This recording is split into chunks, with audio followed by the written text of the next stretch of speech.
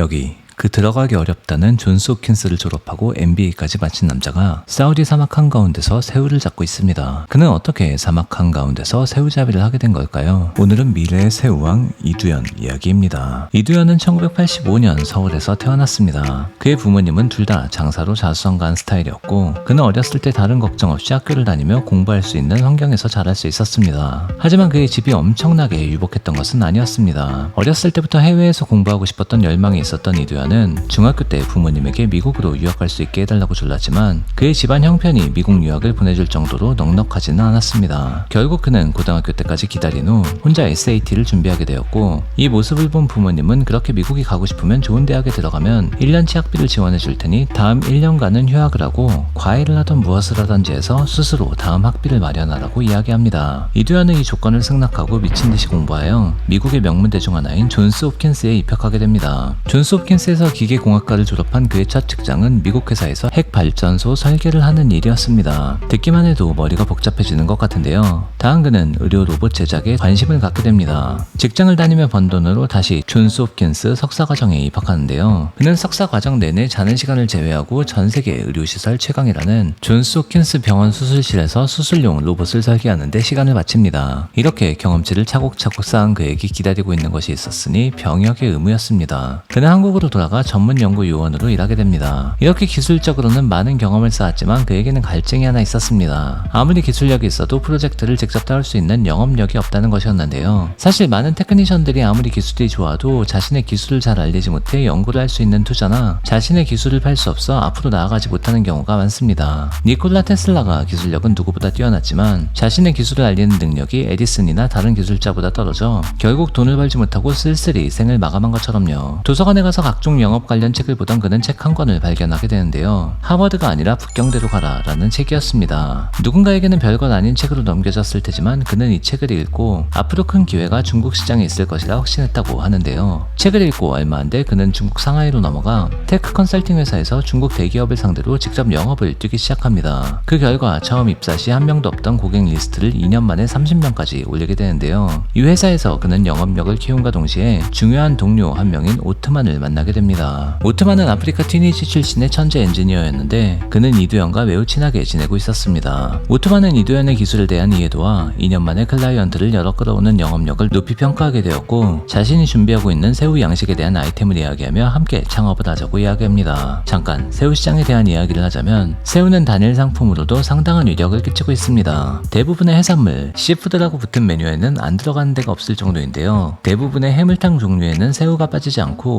볶음밥, 중식 요리, 파스타, 샐러드 등 정말 많은 요리에 들어가게 됩니다. 그래서 새우의 전 세계 시장 규모는 현재 약 40조 원입니다. 또 다른 대표 해산물인 연어가 60조 원인데 비해도 지지 않는 규모죠. 블루위브 컨설팅 그룹에 따르면 현재 새우 시장은 매년 폭발적으로 성장하면서 5년 뒤인 2028년에는 100조 원까지 오를 거라고 하는데요. 이 중 가장 큰 소비국은 미국, 유럽, 동북아 시장입니다. 그런데 현재 이 새우 시장은 인도, 남미, 동남아가 80% 이상을 생산하고 있습니다. 이렇게 최대 생산국과 최대 소비국이 다르게 되면 대부분의 소비가 수입에 의존할 수밖에 없는데요. 이렇게 수입하는 과정에서는 필연적으로 품질 저하가 일어날 수밖에 없습니다. 특히 새우가 병들지 않게 하기 위해 항생제를 너무 많이 넣는 일명 항생제에 떡칠된 새우들이 문제가 되고 있는데 현재 미국과 유럽 국가에서는 이런 새우들에 대해 수입 금지를 내릴 정도로 몸에 안 좋은 것이 발견되었습니다. 또 새우 생산의 대다수를 차지하는 생산지들에서 지구 환경 변화에 대한 인식이 낮다는 것도 문제입니다. 현재 남미와 동남아에서는 더 많은 새우 양식장을 만들기 위해 많은 양의 이산화탄소를 흡수할 수 있는 맹그로브 숲이 빠른 속도로 파괴되고 있습니다. 또 항생제 같은 화학물질은 바다와 생태계를 오염시키고 있죠. 이렇게 무분별하게 생산되는 새우 시장에 제대로 된 키플레이어가 없고 사람들이 새우 포장에서 얻을 수 있는 정보는 마트의 가격표 정도밖에 없습니다. 이두현과 오트만은 전세계 새우 시장의 기준이 되는 키플레이어가 되고자 했습니다. 그들은 전세계 어디서든 생산이 가능하고 항생제나 화학물질은 전혀 쓰지 않는 스마트 양식장을 개발하기 시작했습니다. 첫 시장은 대한민국의 전북 고창이었습니다. PPT에 쓰여진 계획 하나로 투자를 받아 고창의 부지를 매입하고 컨테이너에서 먹고 자면서 그들이 설계한 스마트 양식장을 건설할 수 있었습니다. 이렇게 국내에 스마트 양식장을 건설하고 나니 그 다음은 훨씬 수월해졌습니다. 꼭 바닷가가 아닌 곳에도 양식장을 만들 수 있고 모든 것이 시스템으로 통제가 되니 어떤 환경에서도 양식장을 만들 수 있게 된 건데요. 아라세우가 다음으로 간 곳은 바로 MBS의 나라 사우디 사막 한가운데였습니다. 위성 사진으로 봐도 규모가 상당히 보이는 3만 평 규모의 양식장을 사막 한가운데에 지은 것인데요. 3만 평이면 상암 월드컵 경기장 15개를 붙여놓은 면적에 해당하는 엄청난 크기입니다. 이렇게 되고 나니 다른 나라에서도 러브콜이 들어오고 있는데요. 건강한 새우를 자국 내의 양식장에서 바로 공급받을 수 있다는 것 자체가 큰 메리트이기 때문에 국가적으로도 이를 지원해주고 투자하려는 양상을 보이고 있습니다. 그래서 현재 벨기에와 알제리 등에서도 양식장 건설 예정에 있습니다. 저는 아라새우의 아이디어가 상당히 흥미롭다고 느꼈는데요. 정말 이 정도의 큰 규모의 시장을 이렇게 적은 회사 인력이지만 기술력으로 잡을 수 있겠구나 하는 생각이 들었습니다. 특히 비즈니스 모델에 대한 구조가 재미있습니다. 아라새우는 크게 두 개의 비즈니스 모델 구조를 가지고 있는데요. 먼저 새우를 키워서 판매하는 유통 판매 방식이 있습니다. 가장 당연하고 직관적인 비즈니스 모델인데요. 물론 이렇게 판매를 하는 것은 현금 흐름 창출을 위해서 매우 중요한 일이지만 급격한 성장, 즉 제이커브를 만들어내기에는 한계가 있습니다. 총 판매할 수 있는 새우의 양은 양식장에서 생산할 수 있는 최대 생산량과 동일하기 때문이죠. 그래서 아라새우가 제이커브를 만들고 세계적인 키플레이어가 되기 위해서는 이 두 번째 비즈니스 모델이 중요합니다. 바로 턴키 시스템인데요.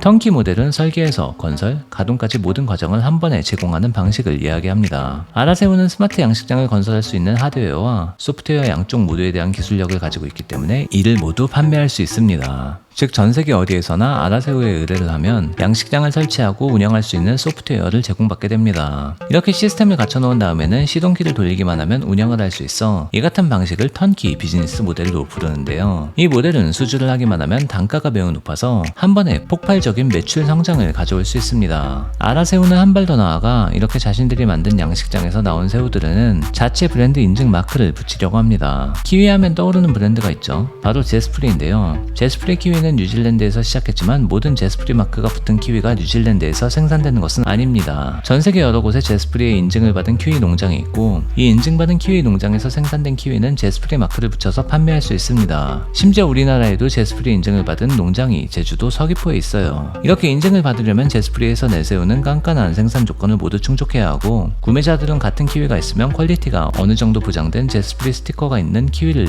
믿고 구매하게 되는 거죠. 아라새우가 꿈꾸는 미래도 여기에 있습니다. 전 세계 어디에서나 그들이 만든 양식장에서 나온 건강한 새우가 아라새우 브랜드 인증 마크를 달고 나오고 현재 내가 먹는 새우가 어느 나라에서 수입된 건지 좋은 건지 나쁜지에 대한 기준을 잡지 못하는 상황에서 인증 스티커 하나로 어느 정도 믿고 먹을 수 있는 새우를 만드는 것이죠. 요즘 해산물의 안전성은 가장 큰 이슈 중 하나입니다. 기후변화와 오염수 등의 문제 때문인데요. 저는 먹는 것만 건강하게 먹어도 건강한 삶을 살 수 있다고 믿는 사람 중 한 명입니다. 인간이 겪는 대부분의 질병들이 우리 몸에 있는 세포들이 나쁜 쪽으로 변하면서 나타나는 현상인데 그렇다면 인풋으로 좋은 음식이 내 몸속에 들어가야 좋은 세포가 형성되잖아요. 저도 결혼하기 전에는 정말 무절제하게 음식 가리지 않고 먹었거든요. 항생제로 떡칠된 음식이라든지 인공 감미료로 몸속에 설탕을 때려박는 것들도 상관 안 하고 막 먹었습니다. 그런데 결혼하고 나니 웬걸 아내가 이런 음식에 대해 엄청 민감하더라고요. 1년에 100번 먹던 치킨도 지금은 한두 번 먹을까 말까입니다. 그래서 저도 자연스럽게 좋은 음식들만 먹게 되었는데 그러고 나서 정말 거짓말처럼 1년에 몇 번씩 있던 잔병들이 없어지고 몸에 고질적으로 나던 안 좋은 것들이 없어졌습니다. 특히나 먹을 것으로 장난을 많이 치는 인간들이 많아지는 요즘 저는 전 세계 어디에서든지 이렇게 품목을 이끄는 리딩 플레이어들이 나타나면 좋을 것 같다고 생각했습니다. 과연 이두현은 원피스의 루피처럼 해적왕 아니 새우왕이 될 수 있을까요? 여러분들의 생각은 어떠신가요? 더 많고 재미있는 소식 머니스웨거 구독하고 받아보세요.